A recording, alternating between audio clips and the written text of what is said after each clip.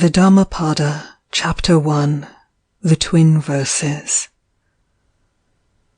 All that we are is the result of what we have thought. It is founded on our thoughts, it is made up of our thoughts. If a man speaks or acts with an evil thought, pain follows him, as the wheel follows the foot of the ox that draws the carriage. All that we are is the result of what we have thought. It is founded on our thoughts, it is made up of our thoughts. If a man speaks or acts with a pure thought, happiness follows him, like a shadow that never leaves him. He abused me, he beat me, he defeated me, he robbed me. In those who harbor such thoughts, hatred will never cease. He abused me, he beat me, he defeated me, he robbed me. In those who do not harbor such thoughts, hatred will cease. For hatred does not cease by hatred at any time. Hatred ceases by love. This is an old rule. The world does not know that we must all come to an end here, but those who know it, their quarrels cease at once. He who lives looking for pleasures only, his senses uncontrolled, immoderate in his food, idle and weak, Mara, the tempter, will certainly overthrow him, as the wind throws down a weak tree. He who lives without looking for pleasures, his senses well controlled, moderate in his food, faithful and strong, him Mara will certainly not overthrow, any more than the wind throws down a rocky mountain. He who wishes to put on the yellow dress, without having cleansed himself from sin, who disregards also temperance and truth, is unworthy of the yellow dress. But he who has cleansed himself from sin, is well grounded in all virtues, and regards also temperance and truth, he is indeed worthy of the yellow dress. They who imagine truth in untruth, and see untruth in truth, never arrive at truth, but follow vain desires. They who know truth in truth, and untruth in untruth, arrive at truth, and follow true desires. As rain breaks through an ill-thatched house, passion will break through an unreflecting mind. As rain does not break through a well-thatched house, passion will not break through a well-reflecting mind. The evildoer mourns in this world, and he mourns in the next. He mourns in both. He mourns and suffers when he sees the evil of his own work. The virtuous man delights in this world, and he delights in the next. He delights in both. He delights and rejoices when he sees the purity of his own work. The evildoer suffers in this world, and he suffers in the next. He suffers in both. He suffers when he thinks of the evil he has done. He suffers more when going on the evil path. The virtuous man is happy in this world, and he is happy in the next. He is happy in both. He is happy when he thinks of the good he has done. He is still more happy when going on the good path. The thoughtless man, even if he can recite a large portion of the law, but is not a doer of it, has no share in the priesthood, but is like a cowherd counting the cows of others.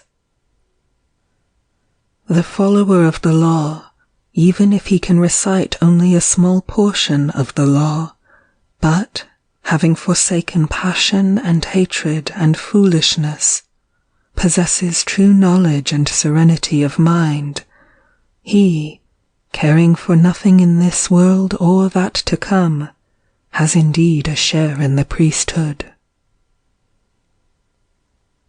End of Chapter 1. Chapter 2. On Earnestness.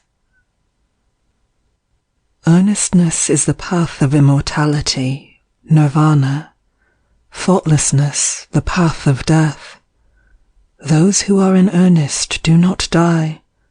Those who are thoughtless are as if dead already.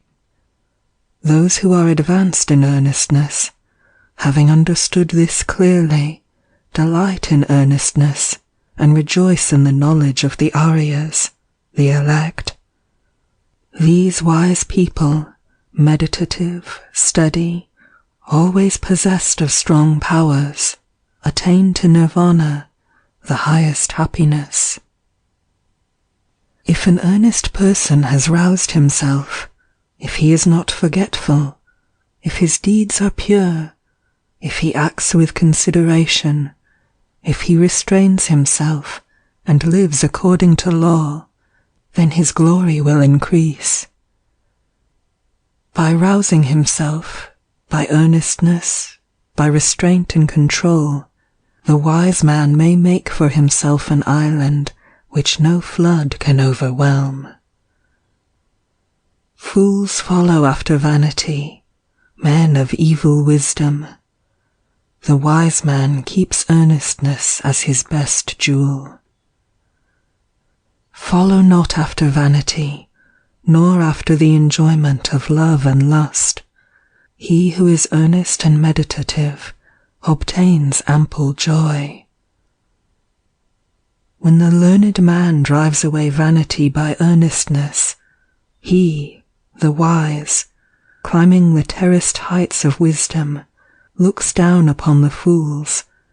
Serene he looks upon the toiling crowd, as one that stands on a mountain looks down upon them that stand upon the plain. Earnest among the thoughtless, awake among the sleepers, the wise man advances like a racer, leaving behind the hack. By earnestness did Maghavan, Indra, rise to the lordship of the gods. People praise earnestness, thoughtlessness is always blamed.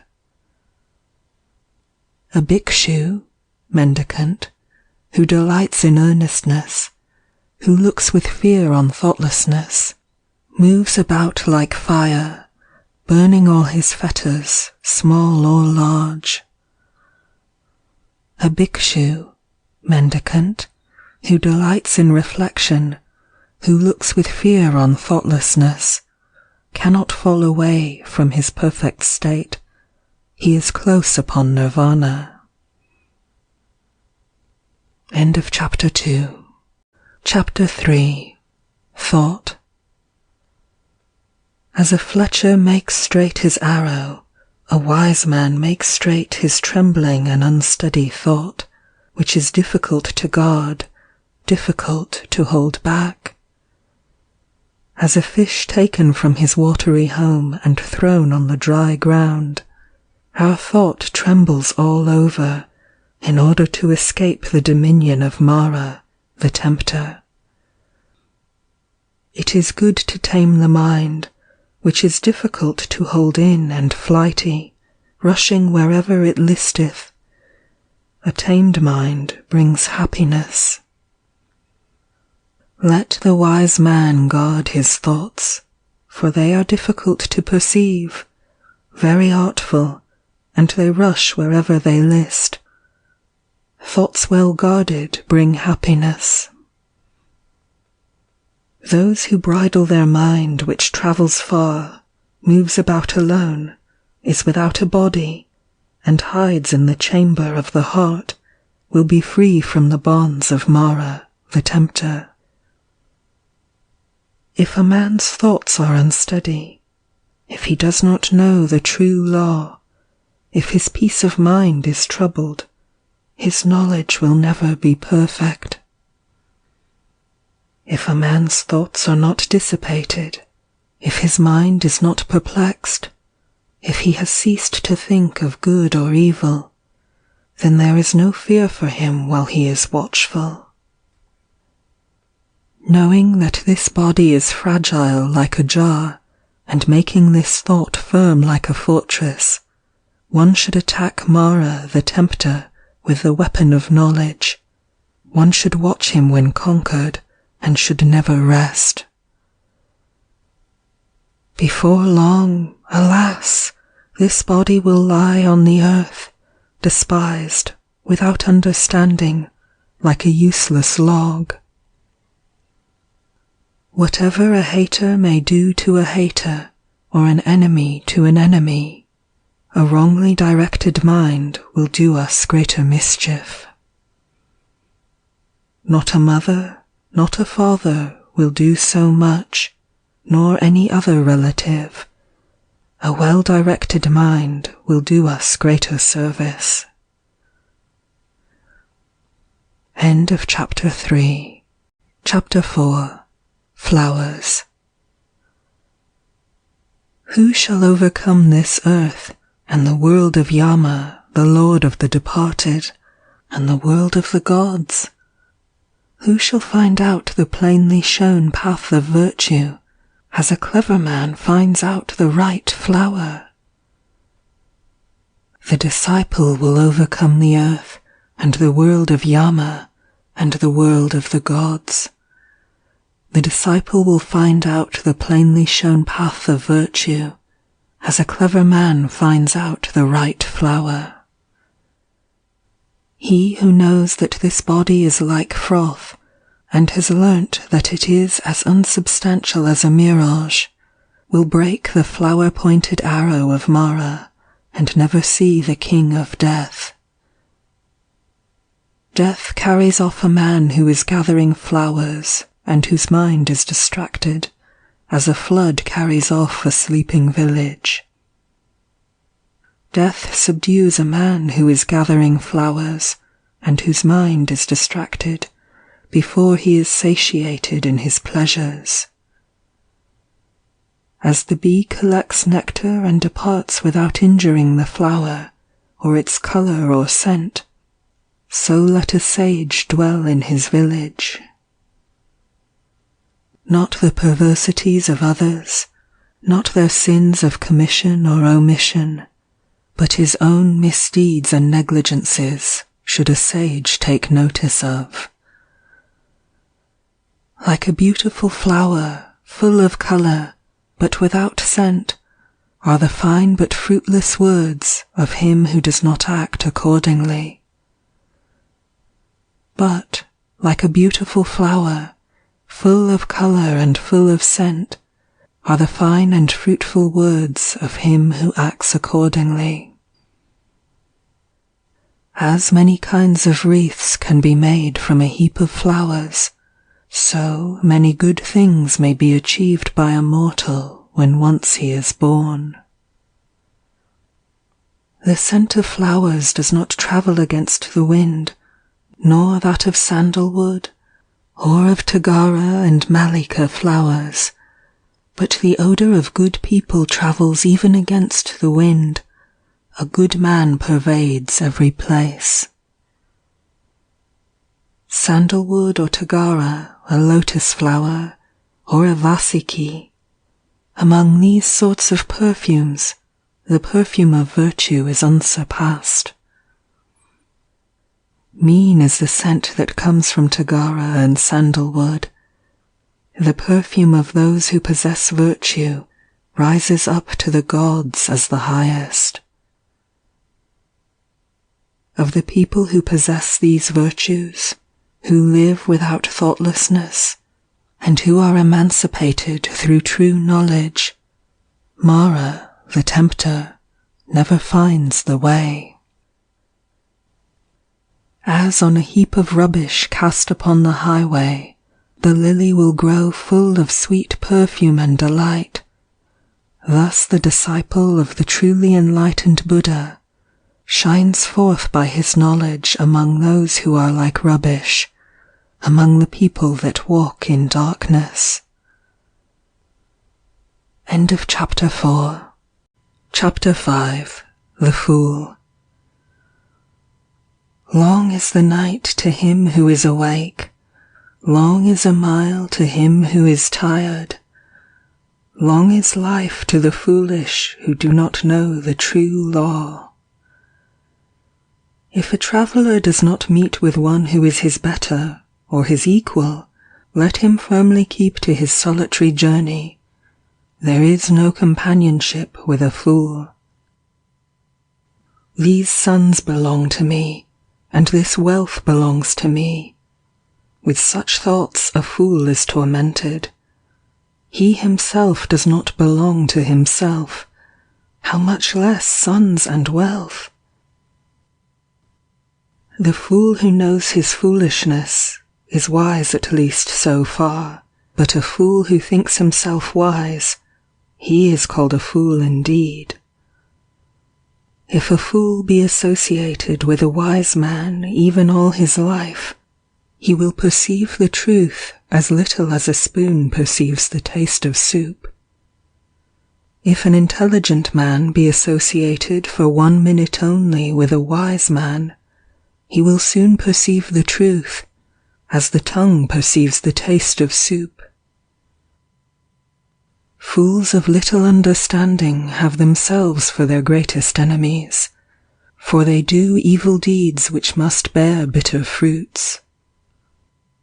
That deed is not well done of which a man must repent, and the reward of which he receives crying and with a tearful face.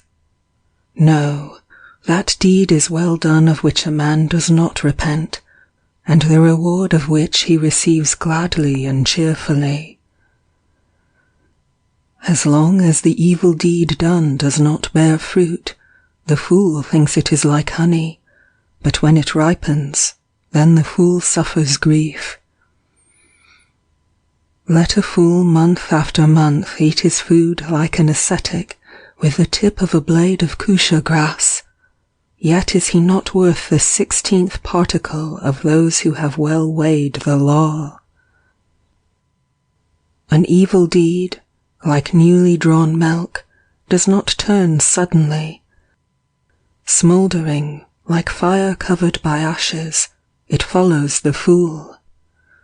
And when the evil deed, after it has become known, brings sorrow to the fool, then it destroys his bright lot, nay, it cleaves his head.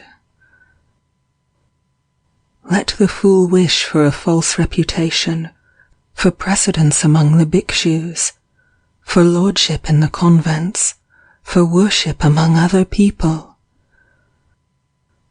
May both the layman and he who has left the world think that this is done by me.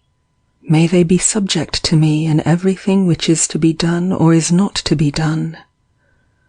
Thus is the mind of the fool, and his desire and pride increase. One is the road that leads to wealth, another the road that leads to nirvana. If the bhikshu, the disciple of Buddha, has learnt this, he will not yearn for honor, he will strive after separation from the world. End of Chapter 5. Chapter 6. The Wise Man, Pandita. If you see an intelligent man who tells you where true treasures are to be found, who shows what is to be avoided, and administers reproofs, follow that wise man. It will be better, not worse, for those who follow him.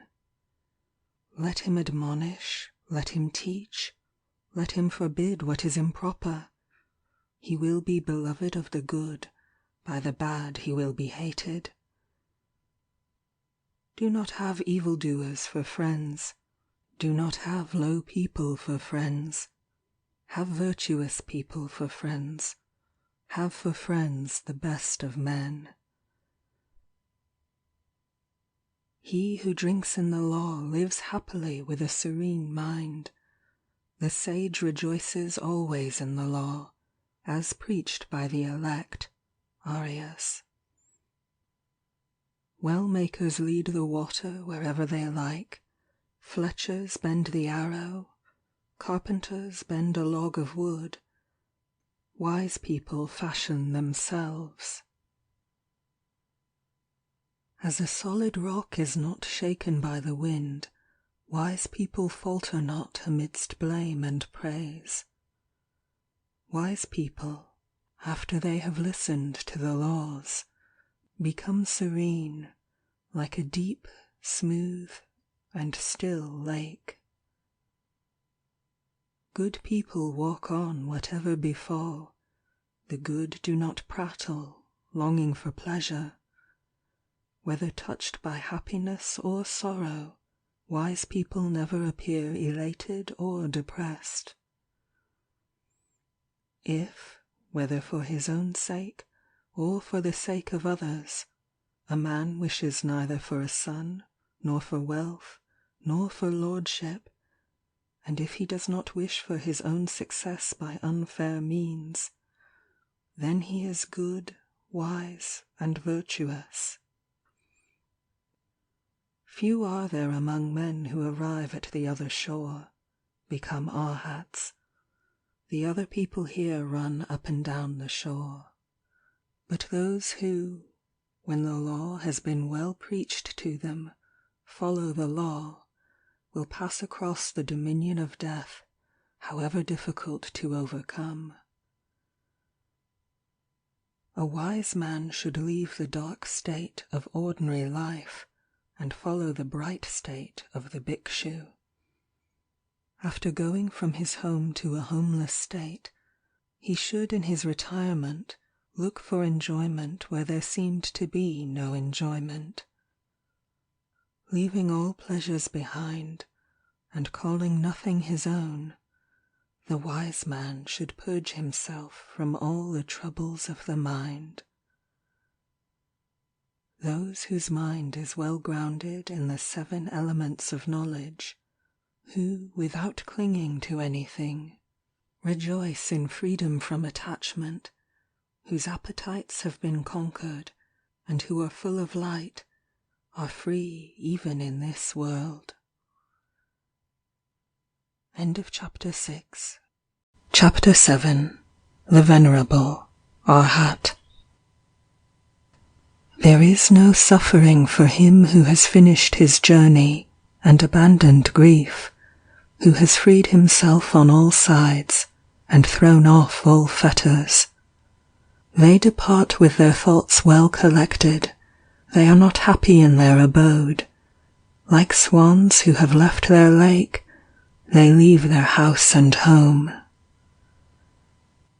Men who have no riches, who live on recognized food, who have perceived void and unconditioned freedom, nirvana, their path is difficult to understand, like that of birds in the air. He whose appetites are stilled, who is not absorbed in enjoyment, who has perceived void and unconditioned freedom, nirvana, his path is difficult to understand, like that of birds in the air. The gods even envy him whose senses, like horses well broken in by the driver, have been subdued, who is free from pride and free from appetites. Such a one who does his duty is tolerant like the earth, like Indra's bolt. He is like a lake without mud. No new births are in store for him. His thought is quiet, quiet are his word and deed.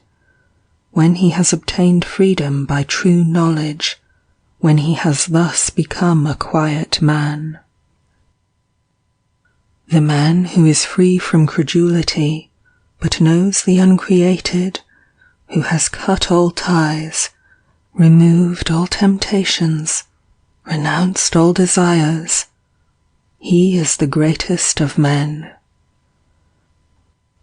In a hamlet or in a forest, in the deep water or on the dry land, wherever venerable persons, Arhanta, dwell, that place is delightful.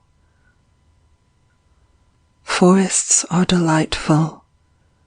Where the world finds no delight, there the passionless will find delight, for they look not for pleasures. End of Chapter 7. Chapter 8. The Thousands. Even though a speech be 1,000 of words, but made up of senseless words, one word of sense is better, which, if a man hears, he becomes quiet. Even though a Gatha, poem, be 1,000 of words, but made up of senseless words, one word of a Gatha is better, which, if a man hears, he becomes quiet. Though a man recite 100 Gathas made up of senseless words, one word of the law is better, which if a man hears, he becomes quiet. If one man conquer in battle 1,000 times 1,000 men, and if another conquer himself, he is the greatest of conquerors. One's own self conquered is better than all other people. Not even a god, a Gandharva, not Mara with Brahman, could change into defeat the victory of a man who has vanquished himself and always lives under restraint. If a man for 100 years sacrifice month after month with 1,000, and if he but for one moment pay homage to a man whose soul is grounded in true knowledge, better is that homage than a sacrifice for 100 years. If a man for 100 years worship Agni, fire, in the forest, and if he but for one moment pay homage to a man whose soul is grounded in true knowledge, better is that homage than sacrifice for 100 years. Whatever a man sacrifice in this world as an offering, or as an oblation for a whole year in order to gain merit, the whole of it is not worth a quarter, a farthing. Reverence shown to the righteous is better. He who always greets and constantly reveres the aged, 4 things will increase to him, namely, life, beauty, happiness, power. But he who lives 100 years, vicious and unrestrained, a life of one day is better if a man is virtuous and reflecting. And he who lives 100 years, ignorant and unrestrained, a life of one day is better if a man is wise and reflecting. And he who lives 100 years, idle and weak, a life of one day is better if a man has attained firm strength. And he who lives 100 years, not seeing beginning and end, a life of one day is better if a man sees beginning and end. And he who lives 100 years, not seeing the immortal place, a life of one day is better if a man sees the immortal place. And he who lives 100 years, not seeing the highest law, a life of one day is better if a man sees the highest law. End of Chapter 8. Chapter 9. Evil. If a man would hasten towards the good, he should keep his thought away from evil. If a man does what is good slothfully, his mind delights in evil. If a man commits a sin, let him not do it again. Let him not delight in sin. Pain is the outcome of evil. If a man does what is good, let him do it again. Let him delight in it. Happiness is the outcome of good. Even an evildoer sees happiness as long as his evil deed has not ripened, but when his evil deed has ripened, then does the evildoer see evil. Even a good man sees evil days, as long as his good deed has not ripened, but when his good deed has ripened, then does the good man see happy days.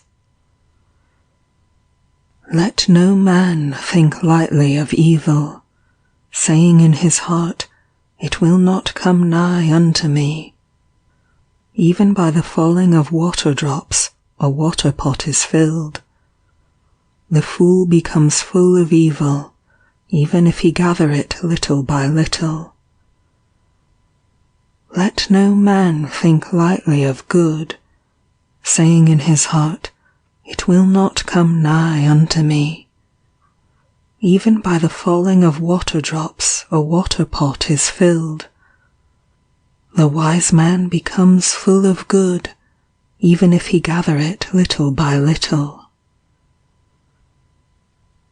Let a man avoid evil deeds, as a merchant, if he has few companions and carries much wealth, avoids a dangerous road, as a man who loves life avoids poison.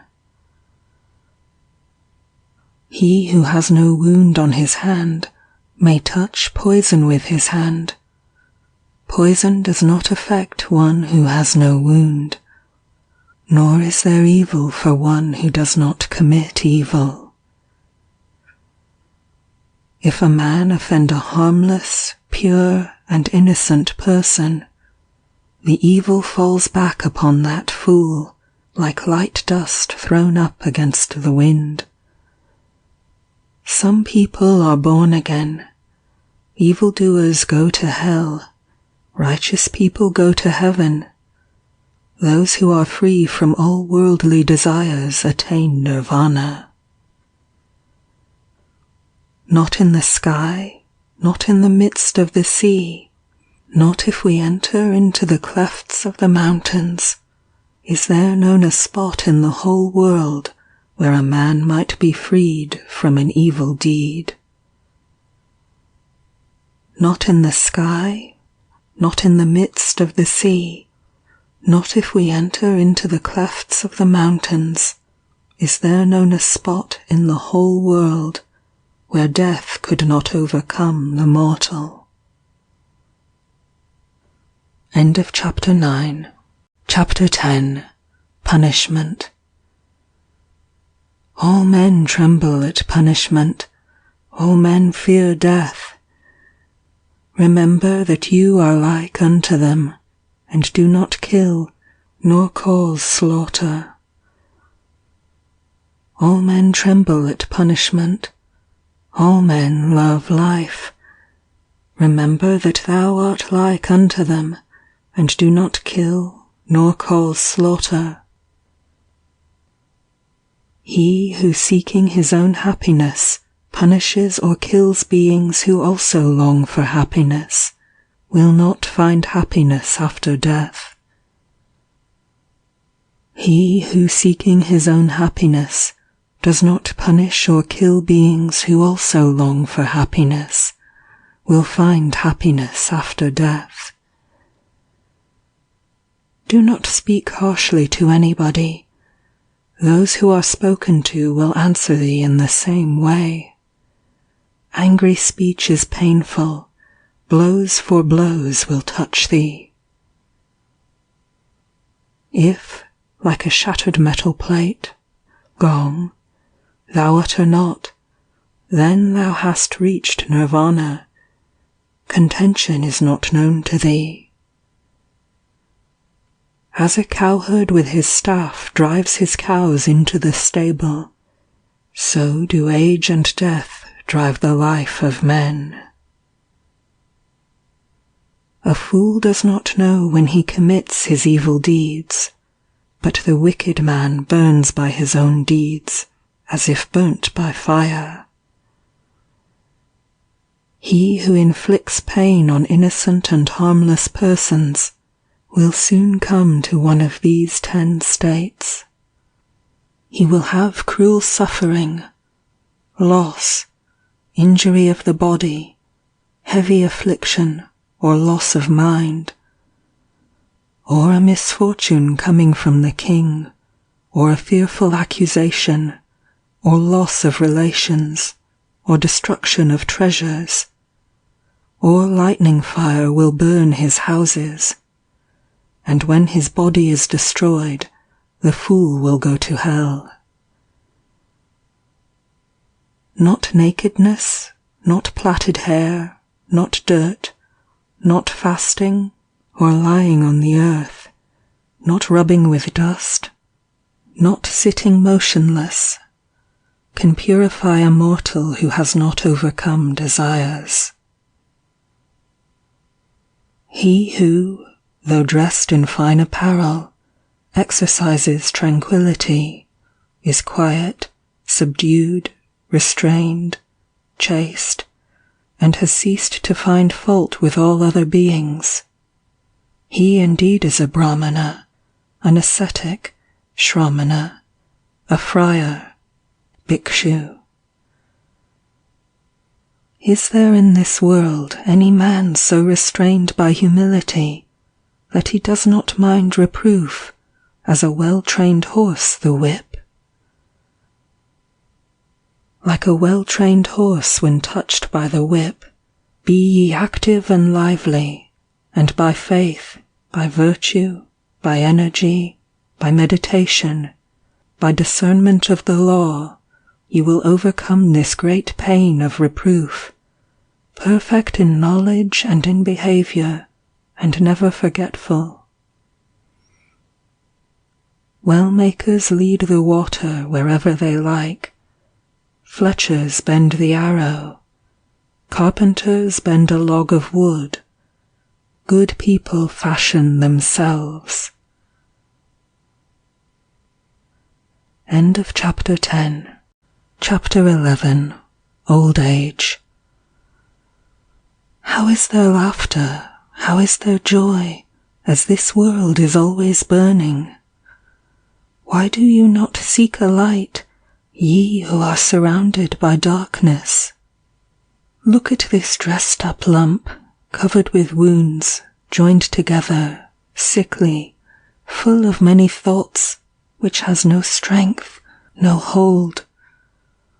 This body is wasted, full of sickness, and frail.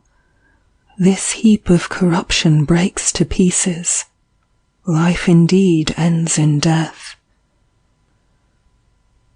Those white bones, like gourds thrown away in the autumn, what pleasure is there in looking at them?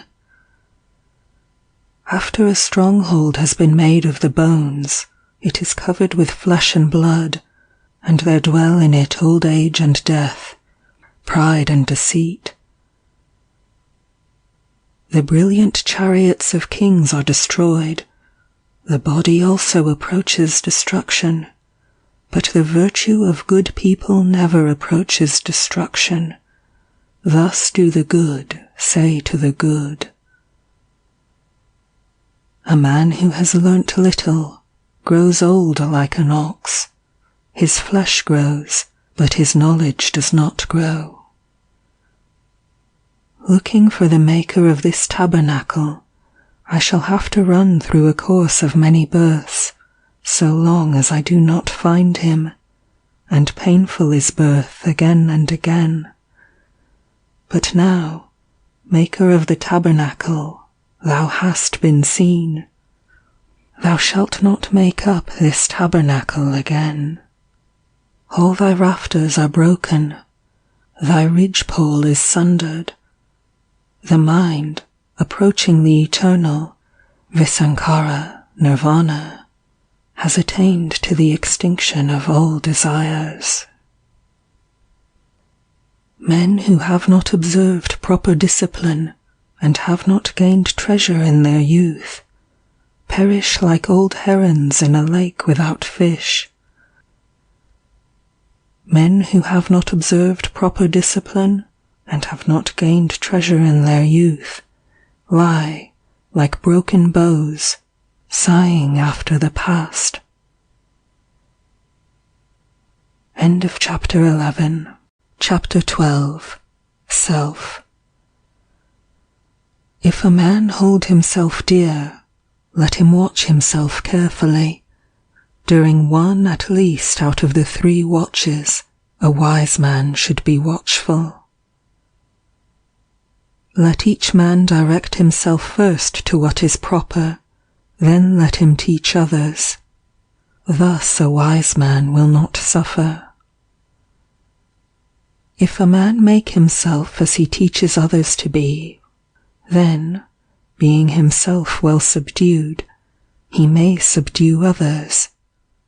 One's own self is indeed difficult to subdue. Self is the lord of self. Who else could be the lord? With self well subdued, a man finds a lord such as few can find. The evil done by one's self, self-begotten, self-bred, crushes the foolish, as a diamond breaks a precious stone. He whose wickedness is very great brings himself down to that state where his enemy wishes him to be, as a creeper does with the tree which it surrounds. Bad deeds, and deeds hurtful to ourselves, are easy to do. What is beneficial and good, that is very difficult to do. The foolish man who scorns the rule of the venerable, Arhat, of the elect, Arya, of the virtuous, and follows false doctrine, he bears fruit to his own destruction, like the fruits of the Kataka reed. By oneself the evil is done, by oneself one suffers, by oneself evil is left undone, by oneself one is purified.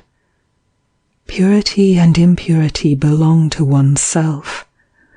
No one can purify another. Let no one forget his own duty for the sake of another's, however great. Let a man, after he has discerned his own duty, be always attentive to his duty. End of chapter 12. Chapter 13. The World. Do not follow the evil law. Do not live on in thoughtlessness. Do not follow false doctrine. Be not a friend of the world. Rouse thyself. Do not be idle. Follow the law of virtue. The virtuous rests in bliss in this world and in the next. Follow the law of virtue. Do not follow that of sin. The virtuous rests in bliss in this world and in the next. Look upon the world as a bubble. Look upon it as a mirage. The king of death does not see him who thus looks down upon the world. Come, look at this glittering world, like unto a royal chariot. The foolish are immersed in it, but the wise do not touch it. He who formerly was reckless and afterwards became sober, brightens up this world, like the moon when freed from clouds. He whose evil deeds are covered by good deeds, brightens up this world, like the moon when freed from clouds. This world is dark, few only can see here. A few only go to heaven, like birds escaped from the net. The swans go on the path of the sun. They go through the ether by means of their miraculous power. The wise are led out of this world when they have conquered Mara and his train. If a man has transgressed one law, and speaks lies, and scoffs at another world, there is no evil he will not do. The uncharitable do not go to the world of the gods. Fools only do not praise liberality. A wise man rejoices in liberality, and through it becomes blessed in the other world. Better than sovereignty over the earth, better than going to heaven, better than lordship over all worlds, is the reward of the first step in holiness. End of chapter 13.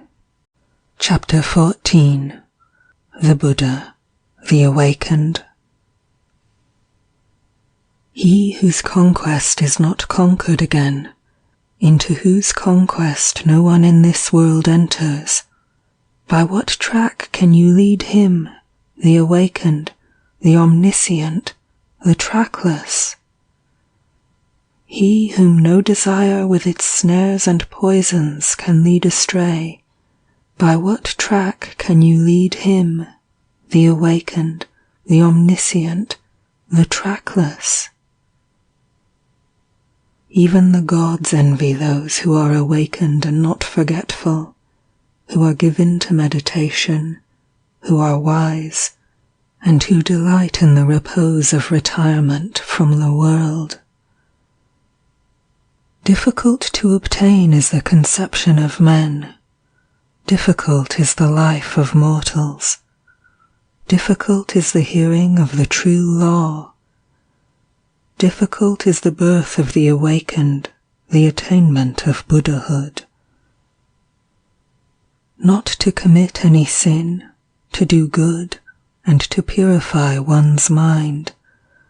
That is the teaching of all the awakened. The awakened call patience the highest penance, long-suffering the highest nirvana, for he is not an anchorite, Pravagita, who strikes others. He is not an ascetic, Shramana, who insults others. Not to blame, not to strike, to live restrained under the law, to be moderate in eating, to sleep and sit alone, and to dwell on the highest thoughts. This is the teaching of the awakened. There is no satisfying lusts, even by a shower of gold pieces. He who knows that lusts have a short taste and cause pain, he is wise. Even in heavenly pleasures he finds no satisfaction. The disciple who is fully awakened delights only in the destruction of all desires.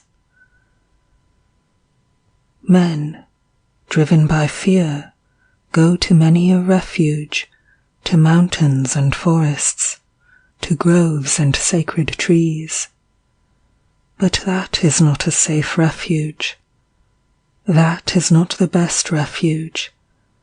A man is not delivered from all pains after having gone to that refuge.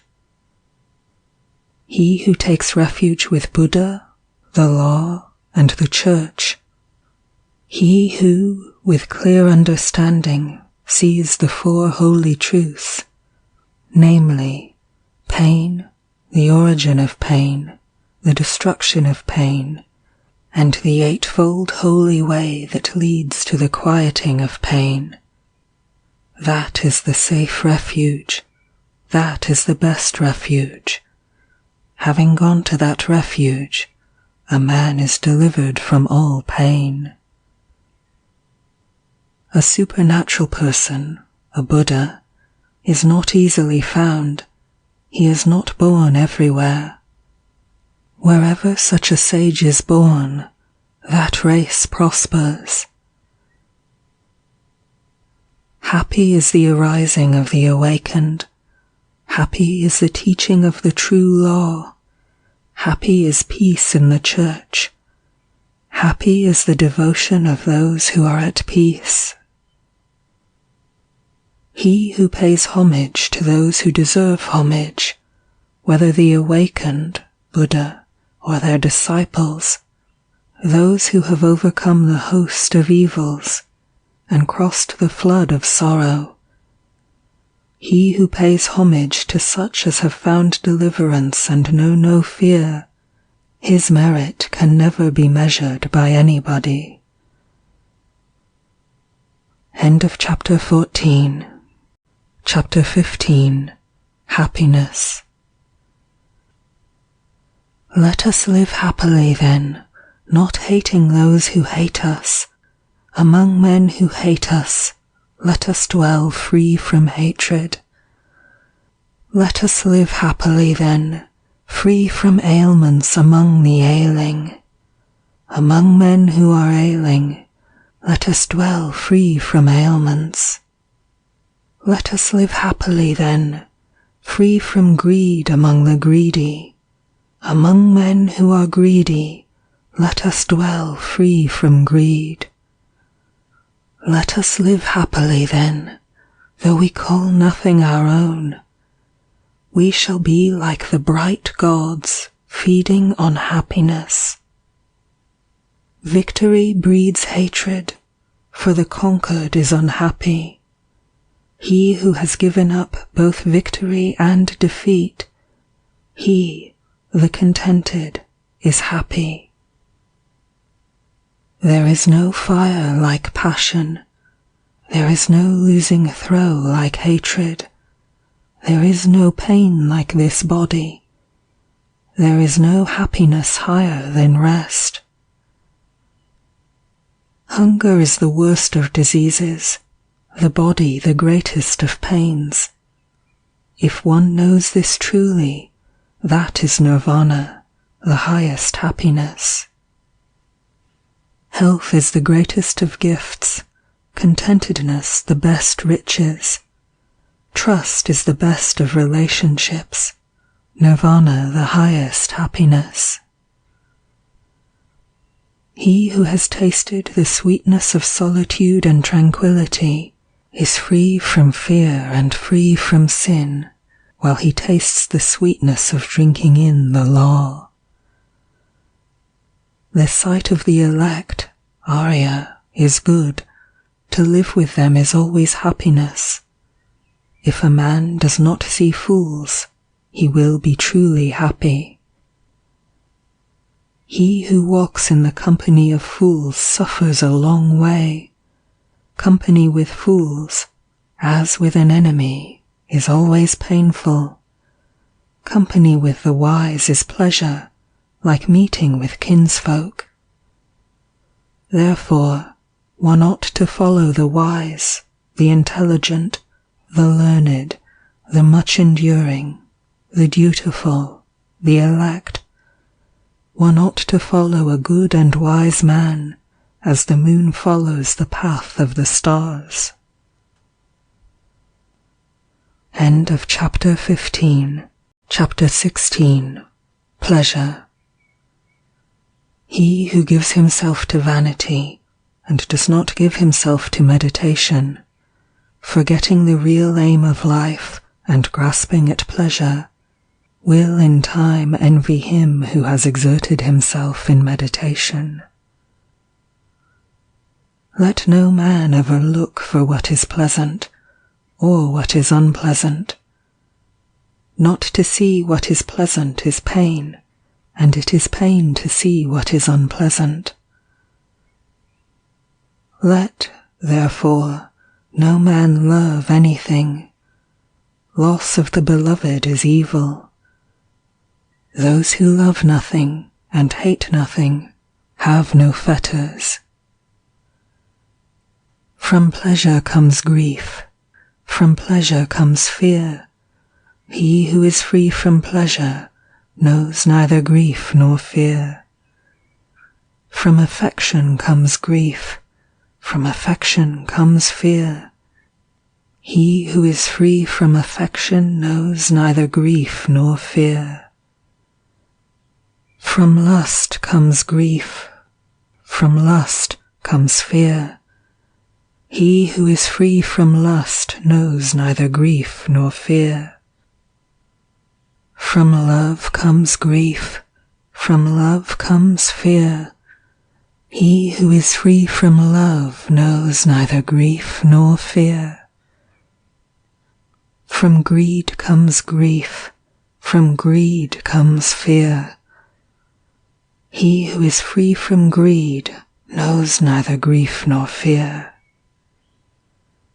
He who possesses virtue and intelligence, who is just, speaks the truth, and does what is his own business, him the world will hold dear. He in whom a desire for the ineffable, nirvana, has sprung up, who is satisfied in his mind, and whose thoughts are not bewildered by love, he is called Urdamstrotas, carried upwards by the stream. Kinsmen, friends, and lovers salute a man who has been long away, and returns safe from afar. In like manner his good works receive him who has done good, and has gone from this world to the other, as kinsmen receive a friend on his return. End of chapter 16. Chapter 17. Anger. Let a man leave anger, let him forsake pride, let him overcome all bondage. No sufferings befall the man who is not attached to name and form, and who calls nothing his own. He who holds back rising anger like a rolling chariot, him I call a real driver. Other people are but holding the reins. Let a man overcome anger by love, let him overcome evil by good, let him overcome the greedy by liberality, the liar by truth. Speak the truth, do not yield to anger. Give, if thou art asked for little. By these 3 steps thou wilt go near the gods. The sages who injure nobody, and who always control their body, they will go to the unchangeable place, nirvana, where, if they have gone, they will suffer no more. Those who are ever watchful, who study day and night, and who strive after nirvana, their passions will come to an end. This is an old saying, O Atula, this is not only of today. They blame him who sits silent, they blame him who speaks much. They also blame him who says little. There is no one on earth who is not blamed. There never was, there never will be, nor is there now, a man who is always blamed, or a man who is always praised. But he whom those who discriminate praise continually day after day, as without blemish, wise, rich in knowledge and virtue, who would dare to blame him? Like a coin made of gold from the Gombu river. Even the gods praise him. He is praised even by Brahman. Beware of bodily anger, and control thy body. Leave the sins of the body, and with thy body practice virtue. Beware of the anger of the tongue, and control thy tongue. Leave the sins of the tongue, and practice virtue with thy tongue. Beware of the anger of the mind, and control thy mind. Leave the sins of the mind, and practice virtue with thy mind. The wise who control their body, who control their tongue, the wise who control their mind are indeed well controlled. End of chapter 17. Chapter 18. Impurity. Thou art now like a sear leaf.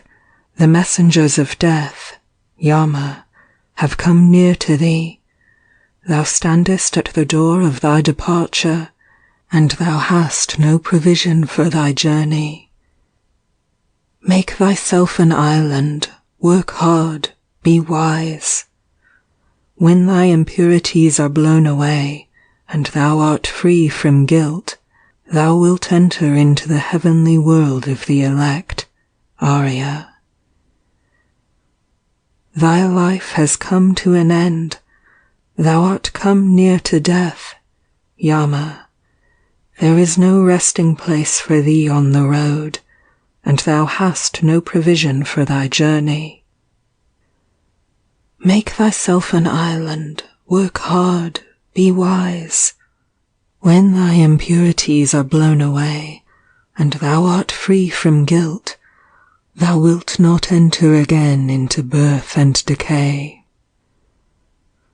Let a wise man blow off the impurities of his self, as a smith blows off the impurities of silver, one by one, little by little, and from time to time. As the impurity which springs from the iron, when it springs from it, destroys it, thus do a transgressor's own works lead him to the evil path. The taint of prayers is non-repetition, the taint of houses, non-repair, the taint of the body is sloth, the taint of a watchman, thoughtlessness. Bad conduct is the taint of woman, greediness the taint of a benefactor. Tainted are all evil ways, in this world and in the next. But there is a taint worse than all taints. Ignorance is the greatest taint. O mendicants, throw off that taint, and become taintless. Life is easy to live for a man who is without shame, a crow hero, a mischief maker, an insulting, bold, and wretched fellow.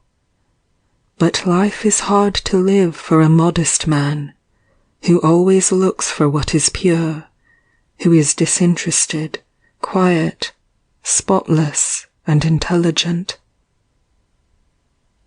He who destroys life, who speaks untruth, who in this world takes what is not given him, who goes to another man's wife, and the man who gives himself to drinking intoxicating liquors, he, even in this world, digs up his own root. O man, know this, that the unrestrained are in a bad state. Take care that greediness and vice do not bring thee to grief for a long time. The world gives according to their faith or according to their pleasure. If a man frets about the food and the drink given to others, he will find no rest either by day or by night. He in whom that feeling is destroyed and taken out with the very root, finds rest by day and by night. There is no fire like passion, there is no shark like hatred, there is no snare like folly, there is no torrent like greed. The fault of others is easily perceived, but that of oneself is difficult to perceive. A man winnows his neighbour's faults like chaff, but his own fault he hides, as a cheat hides the bad die from the gambler. If a man looks after the faults of others, and is always inclined to be offended, his own passions will grow, and he is far from the destruction of passions. There is no path through the air. A man is not a samana by outward acts. The world delights in vanity. The Tathagatas, the Buddhas, are free from vanity. There is no path through the air. A man is not a samana by outward acts. No creatures are eternal, but the awakened, Buddha, are never shaken. End of chapter 18. Chapter 19. The Just.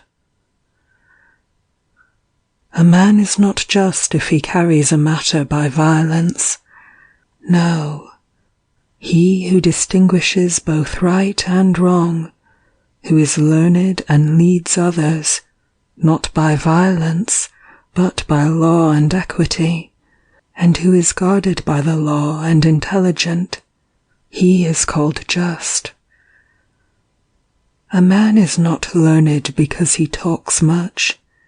He who is patient, free from hatred and fear, he is called learned. A man is not a supporter of the law because he talks much. Even if a man has learnt little, but sees the law bodily, he is a supporter of the law, a man who never neglects the law. A man is not an elder because his head is grey. His age may be ripe, but he is called old in vain. He in whom there is truth, virtue, love, restraint, moderation, he who is free from impurity and is wise, he is called an elder. An envious, greedy, dishonest man does not become respectable by means of much talking only, or by the beauty of his complexion.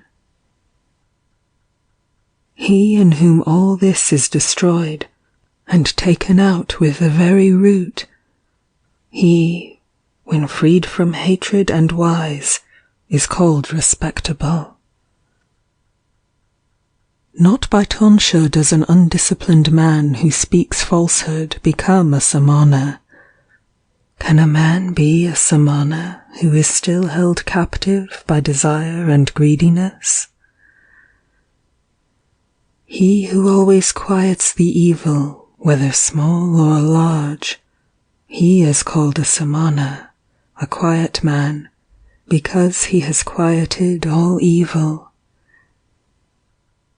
A man is not a mendicant, bhikshu, simply because he asks others for alms.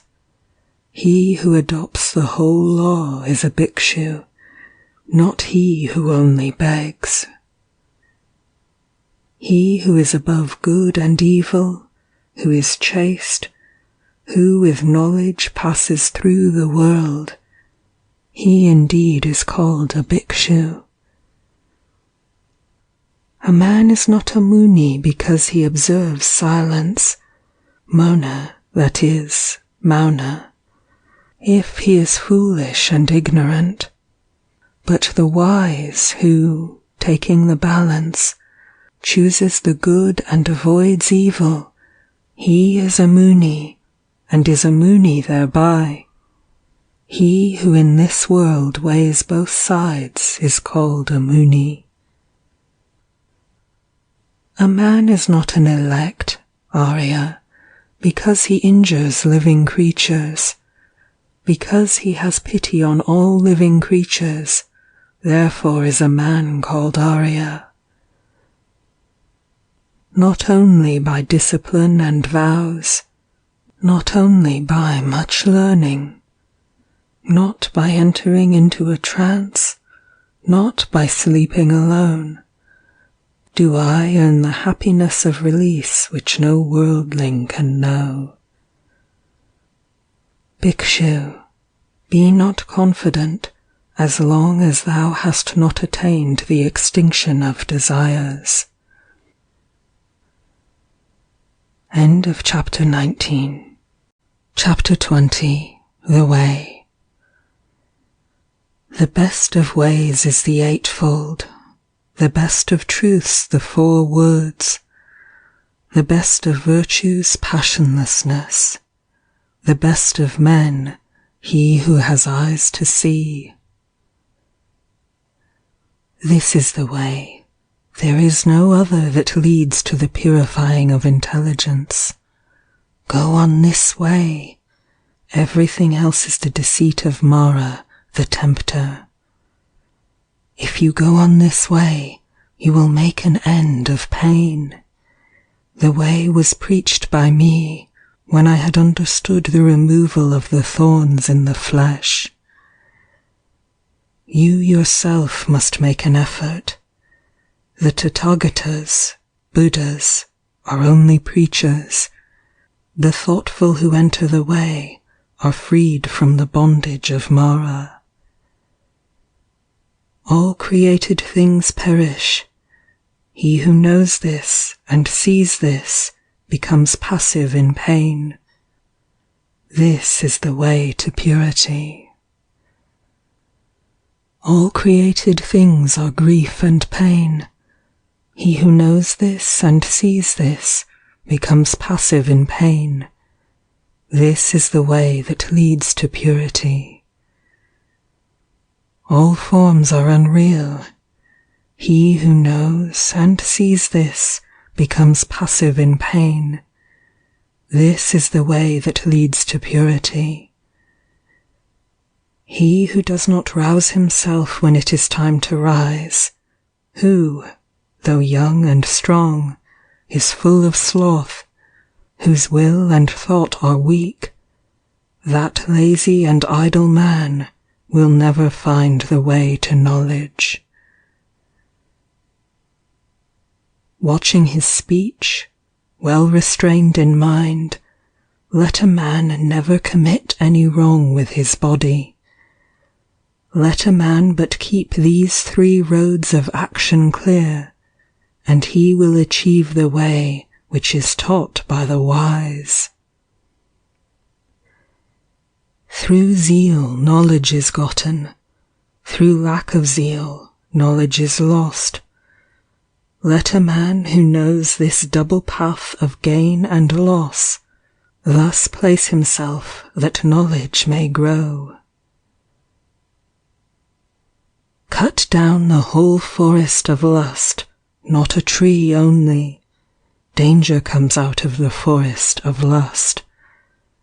When you have cut down both the forest of lust and its undergrowth, then, bhikshus, you will be rid of the forest and free.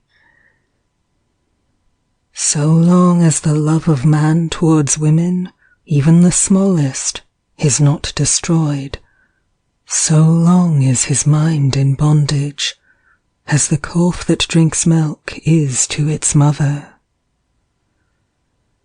Cut out the love of self, like an autumn lotus, with thy hand. Cherish the road of peace.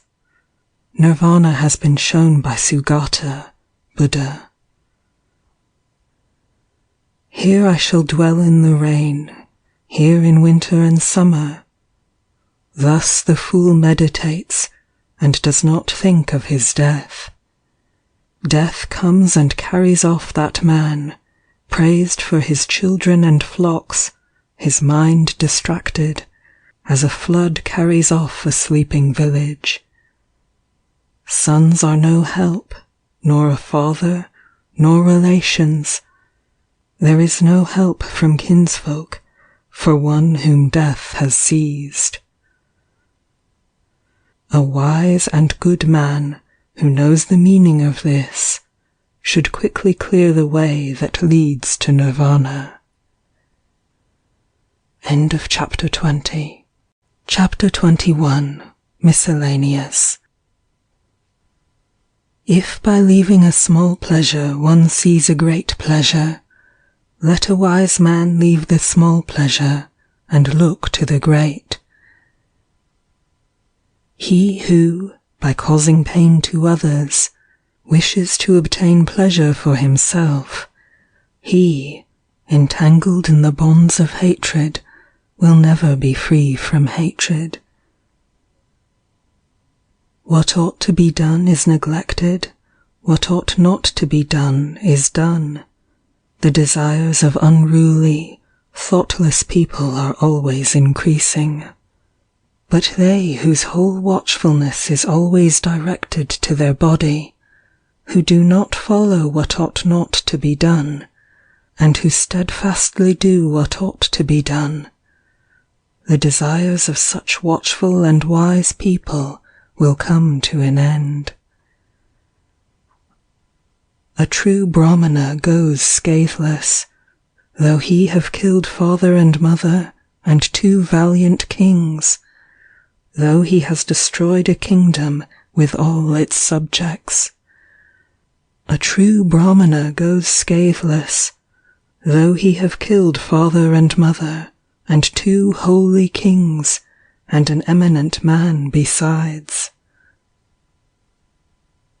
The disciples of Gautama, Buddha, are always well awake, and their thoughts day and night are always set on Buddha. The disciples of Gautama are always well awake, and their thoughts day and night are always set on the law. The disciples of Gautama are always well awake, and their thoughts day and night are always set on the church. The disciples of Gautama are always well awake, and their thoughts day and night are always set on their body. The disciples of Gautama are always well awake, and their mind day and night always delights in compassion. The disciples of Gautama are always well awake, and their mind day and night always delights in meditation. It is hard to leave the world to become a friar. It is hard to enjoy the world. Hard is the monastery, painful are the houses.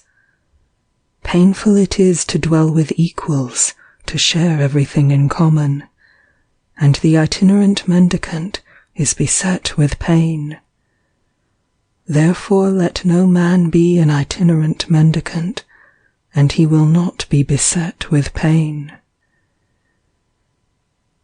Whatever place a faithful, virtuous, celebrated, and wealthy man chooses, there he is respected. Good people shine from afar, like the snowy mountains. Bad people are not seen, like arrows shot by night. He alone who, without ceasing, practices the duty of sitting alone and sleeping alone, he, subduing himself, will rejoice in the destruction of all desires alone, as if living in a forest. End of chapter 21. Chapter 22. The Downward Course. He who says what is not goes to hell. He also who, having done a thing, says I have not done it. After death both are equal. They are men with evil deeds in the next world. Many men whose shoulders are covered with the yellow gown are ill-conditioned and unrestrained. Such evildoers by their evil deeds go to hell. Better it would be to swallow a heated iron ball like flaring fire than that a bad unrestrained fellow should live on the charity of the land. 4 things does a reckless man gain who covets his neighbor's wife: a bad reputation, an uncomfortable bed, thirdly, punishment, and lastly, hell. There is bad reputation, and the evil way to hell. There is the short pleasure of the frightened in the arms of the frightened, and the king imposes heavy punishment, Therefore let no man think of his neighbour's wife.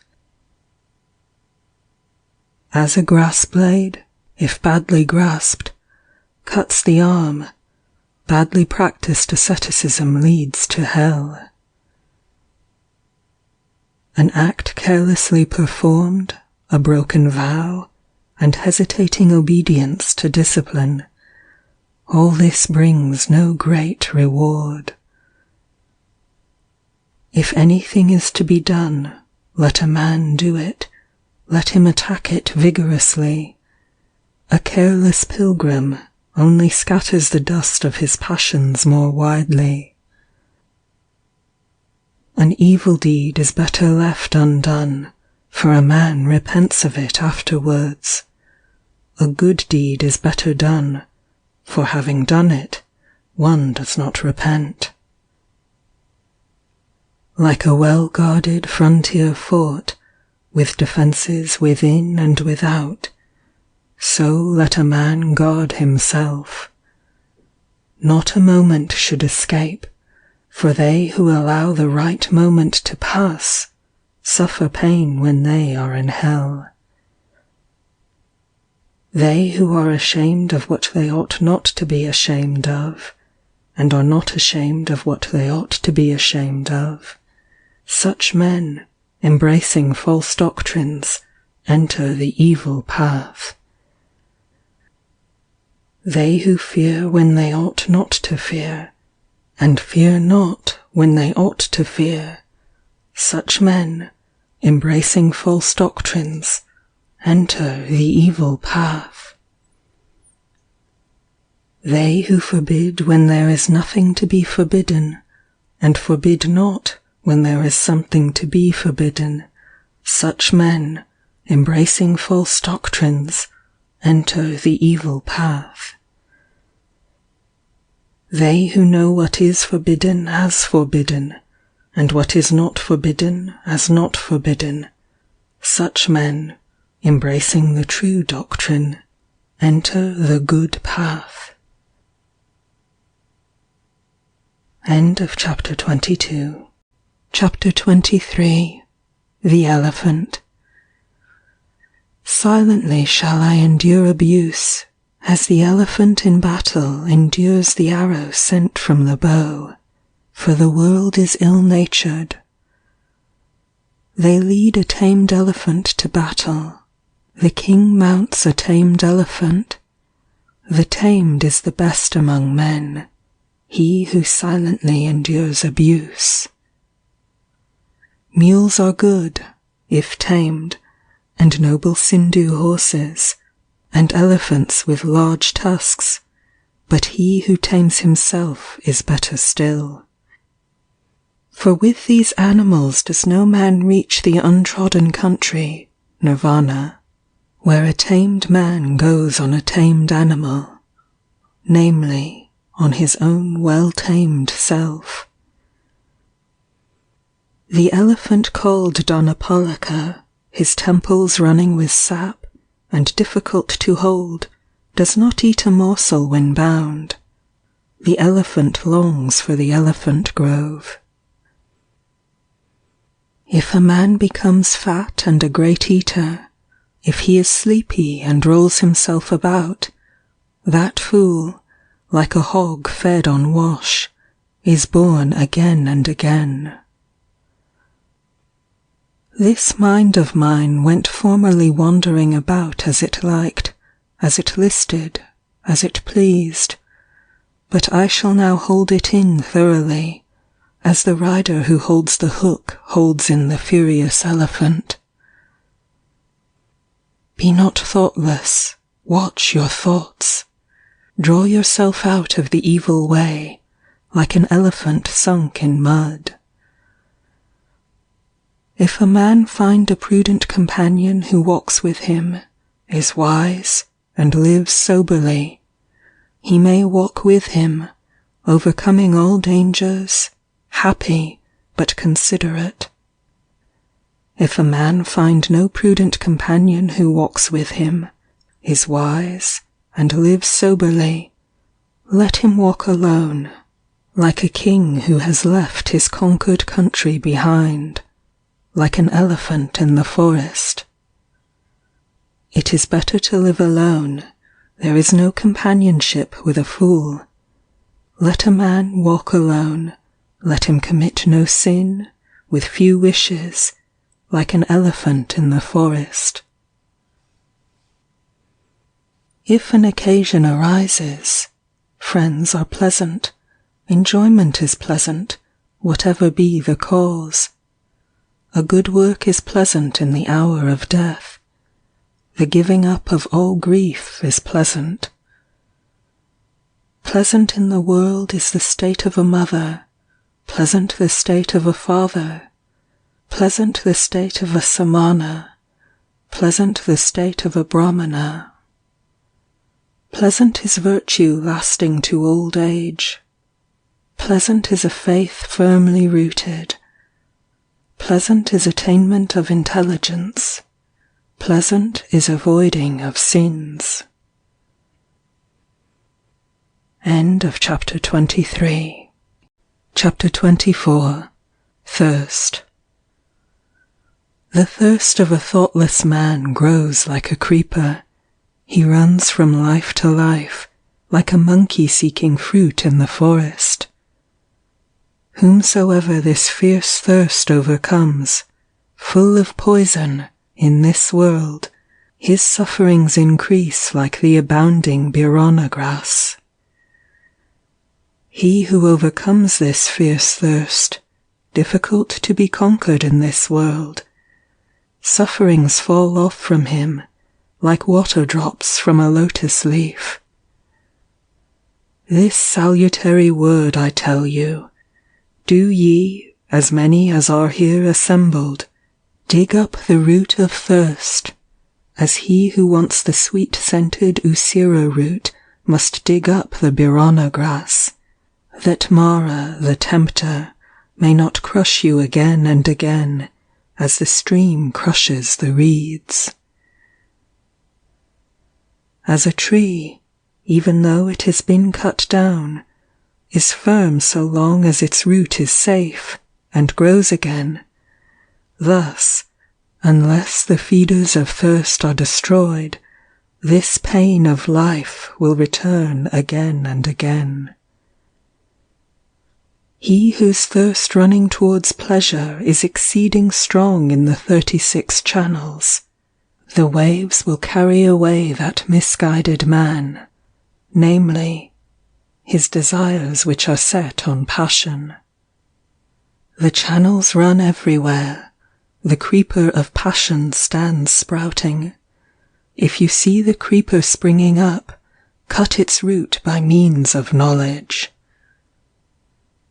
A creature's pleasures are extravagant and luxurious. Sunk in lust and looking for pleasure, men undergo, again and again, birth and decay.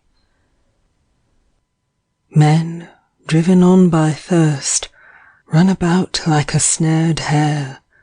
Held in fetters and bonds, they undergo pain for a long time, again and again.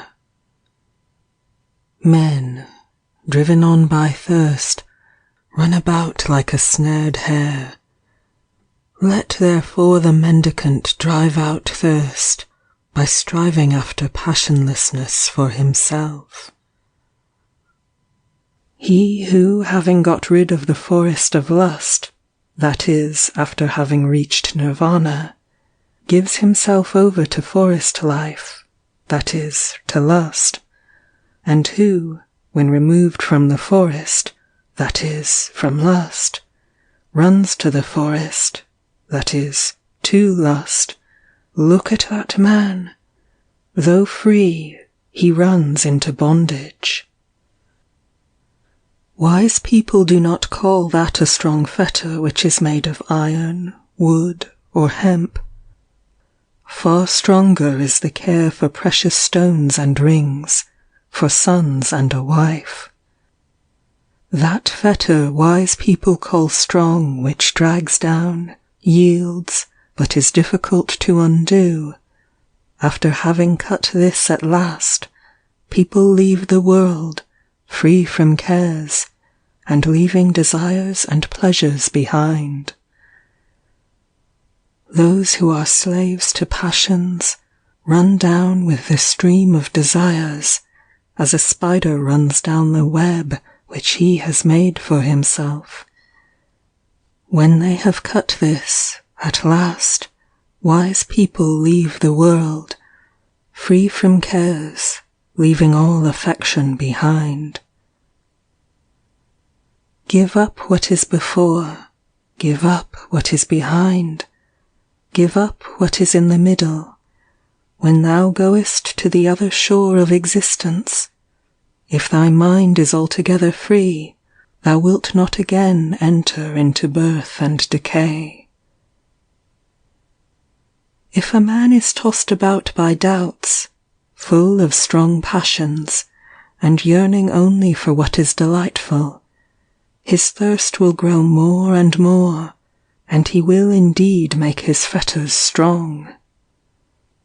If a man delights in quieting doubts, and, always reflecting, dwells on what is not delightful, the impurity of the body, etc., he certainly will remove, nay, he will cut the fetter of Mara.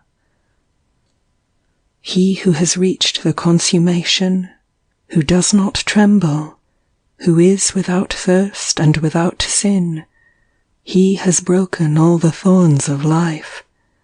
This will be his last body.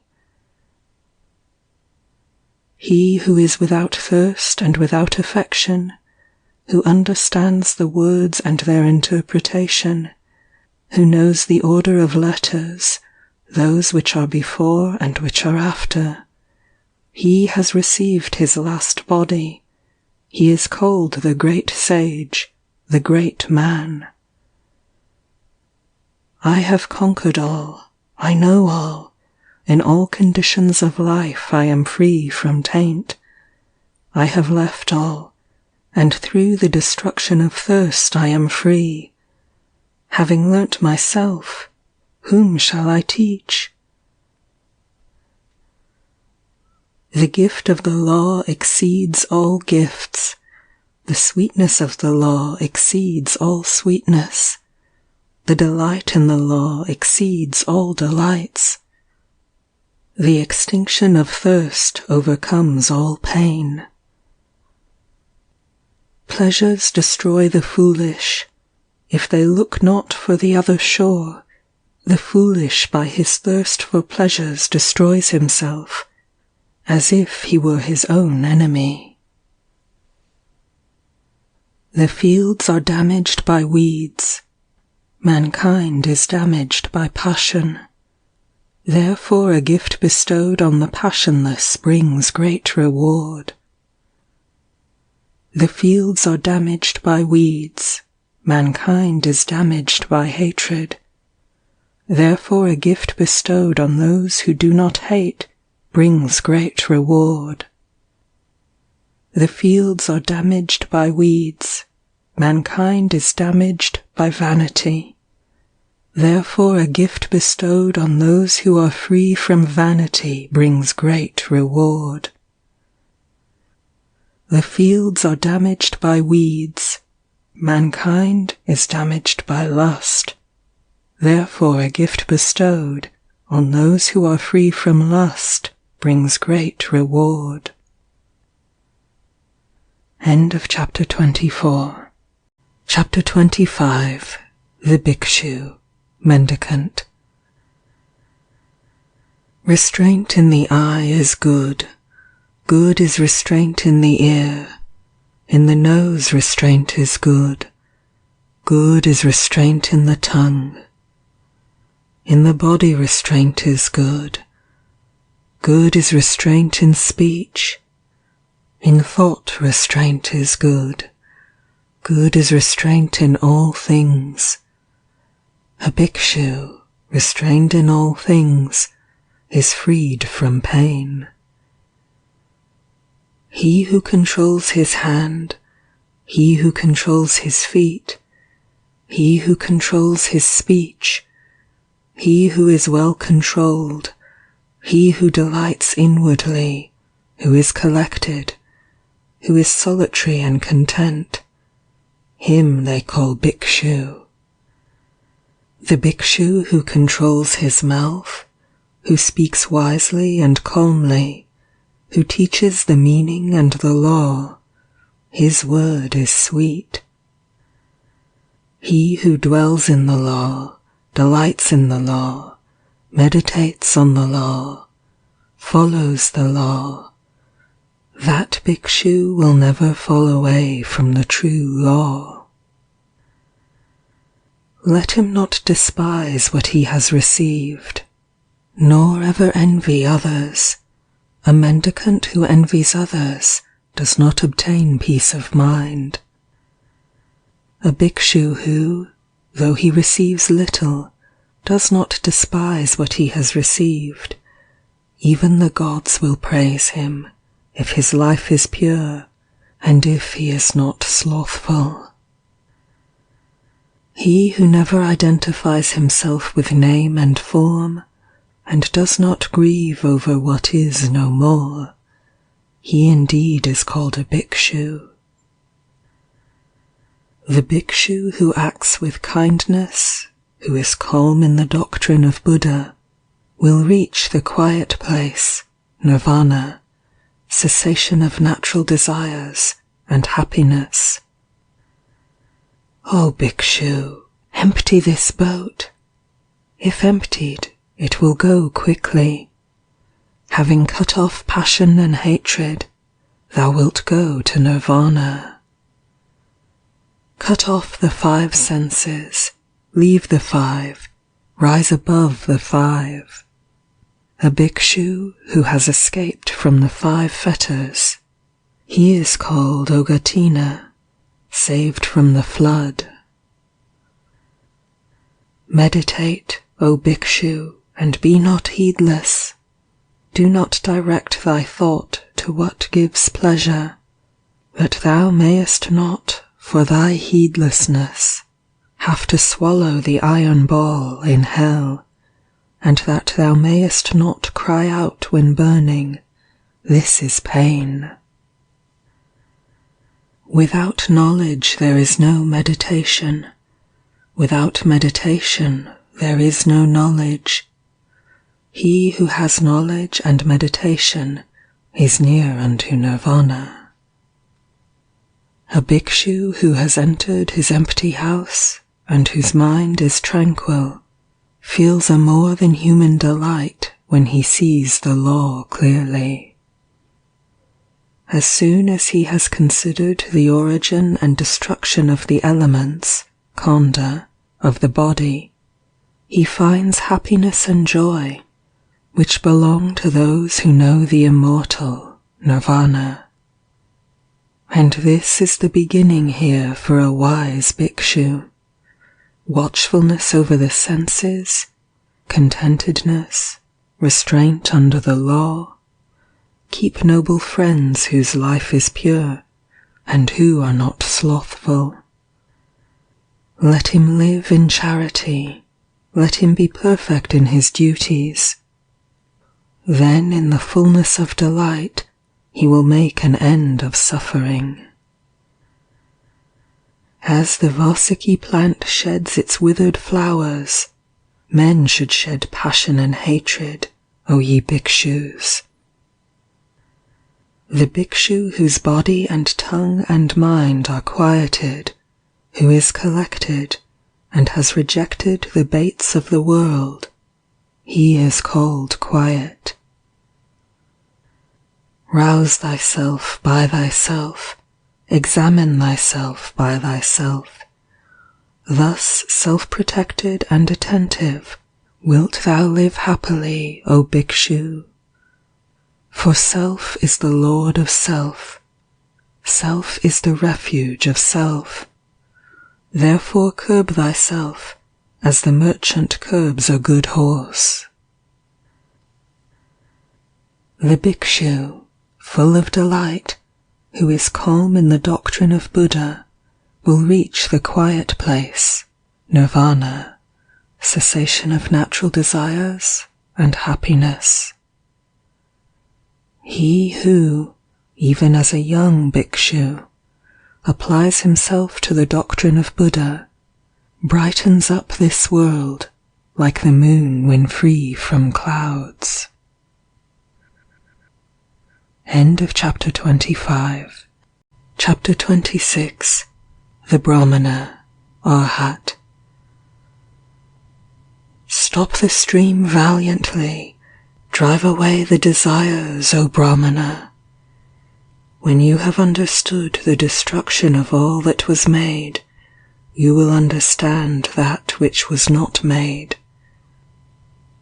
If the Brahmana has reached the other shore in both laws, in restraint and contemplation, all bonds vanish from him who has obtained knowledge. He for whom there is neither this nor that shore, nor both, him, the fearless and unshackled, I call indeed a Brahmana.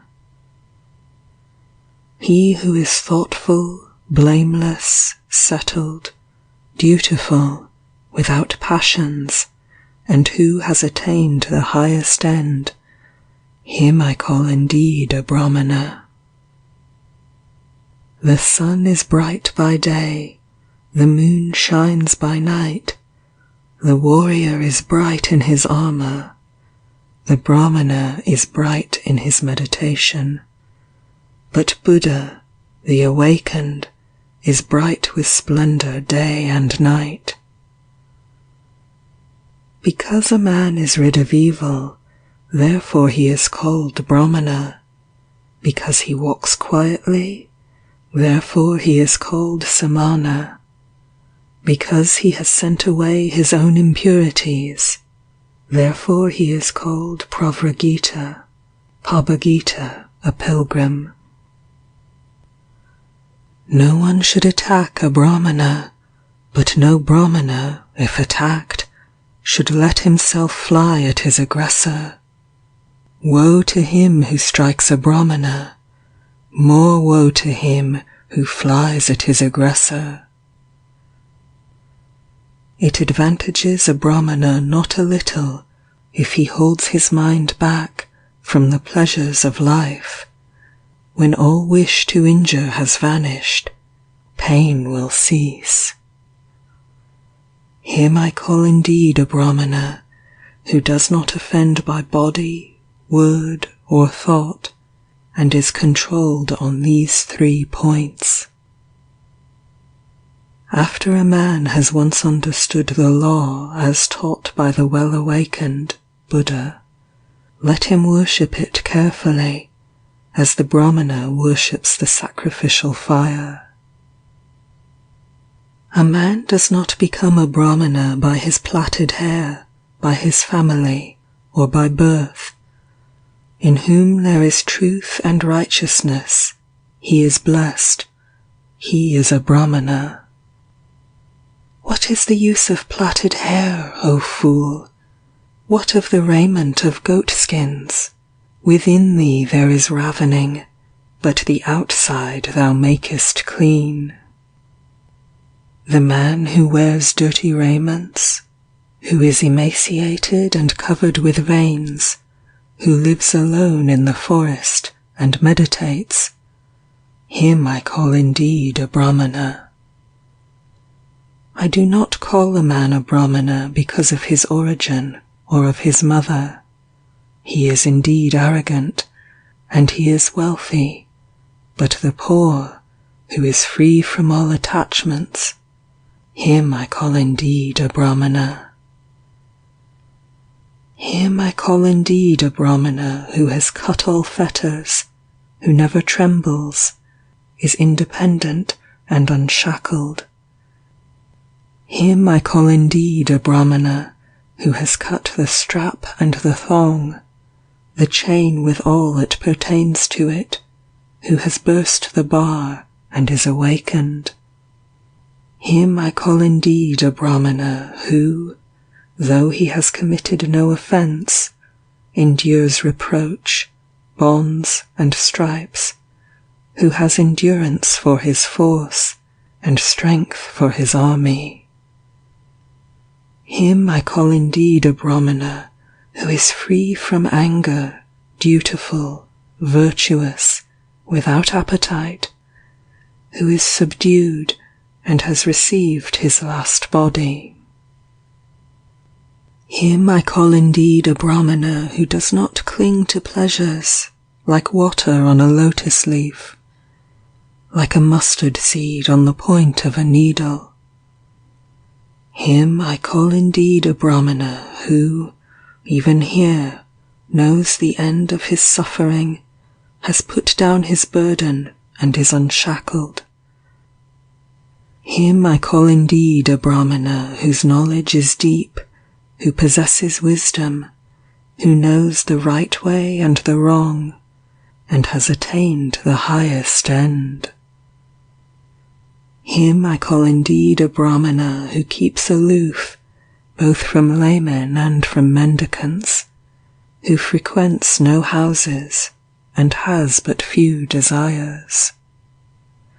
Him I call indeed a Brahmana who finds no fault with other beings, whether feeble or strong, and does not kill nor cause slaughter.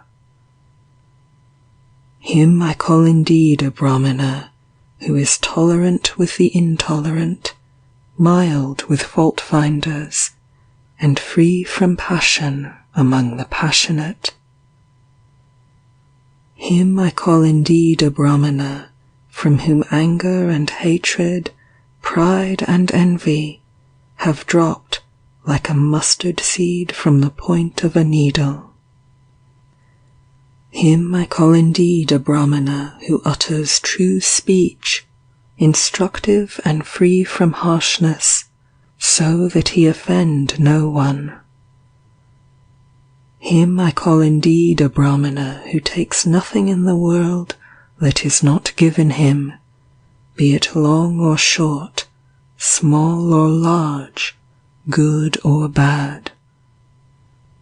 Him I call indeed a Brahmana who fosters no desires for this world or for the next, has no inclinations, and is unshackled. Him I call indeed a Brahmana who has no interests, and when he has understood the truth, does not say, how, and who has reached the depth of the immortal. Him I call indeed a Brahmana, who in this world is above good and evil, above the bondage of both, free from grief, from sin, and from impurity.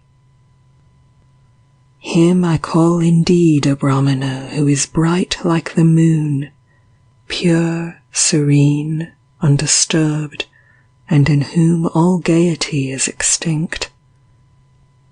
Him I call indeed a Brahmana who has traversed this miry road, the impassable world and its vanity, who has gone through and reached the other shore, is thoughtful, guileless, free from doubts, free from attachment, and content.